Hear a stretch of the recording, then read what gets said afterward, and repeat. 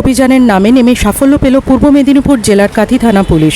20 KG গাঁজা সহ দুজন পাচারকারীকে গ্রেফতার করল। পুলিশ জিজ্ঞাসাবাদে জানায়, অভিযুক্তরা হলো শেখ সিরাজুল ও তাপস মাইতি। তাদের বাড়ি পূর্ব মেদিনীপুর জেলার নন্দীগ্রাম থানা এলাকার বাসিন্দা। বুধবার অভিযুক্তদের আদালতে পাঠানো হবে বলে জানা গেছে। সূত্রের খবর, প্রতিবেশী রাজ্য উড়িষ্যা জলেশ্বর থেকে একটি যাত্রীবাহী বাসে 20 কেজি গাঁজা নিয়ে আসছিল দুই যুবক।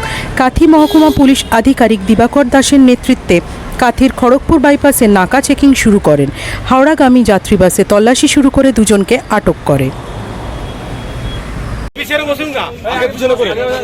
একজন এগিয়ে একজন পিছিয়ে, একজন এগিয়ে একজন পিছিয়ে হয়ে যাবে।